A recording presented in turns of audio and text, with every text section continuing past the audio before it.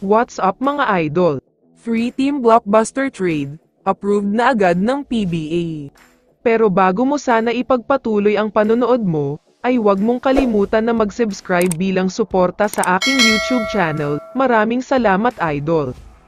May isang nakakagulat na balita lang tayo sandali tungkol kay L.A. Tenorio, dahil tatawagin na natin siya ngayong Coach L.A., dahil siya na ang napili ng SBP para maging official head coach ng Gilas Pilipinas Youth. Pinili nga daw siya dahil sa dami ng experience niya sa basketball, mapalokal man yan o international. Naniniwala daw ang SBP na nasa mabuting kamay ang Gilas Youth, dahil legend na sa Pilipinas itong si L.A. Tenorio. Samantala, pag-usapan na natin ang trade, medyo busy ang karamihan sa Gilas Pilipinas. Lahat ay abala at tutok talaga sa ensayo na ginagawa ng Gilas para sa second window, pero ang mga teams sa PBA ay gumagawa na pala ng trade.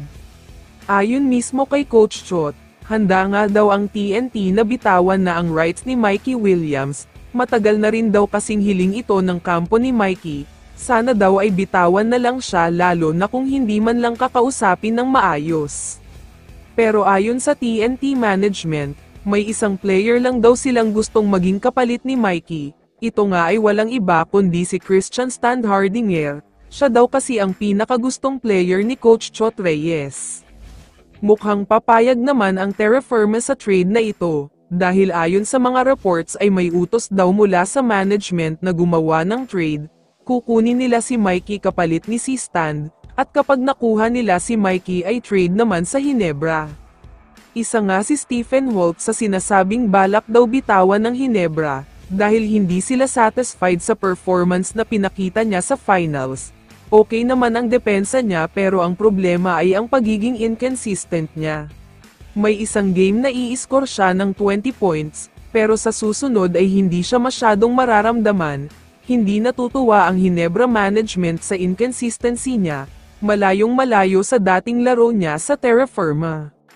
Kaya naman nakarating na daw ang balita sa PBA office at kay Commissioner Willie Marshall, kung itutuloy nga daw ng Hinebra, TNT at Terra Firma ang blockbuster trade na ito, approved na daw agad sa kanya dahil patas naman ang trade.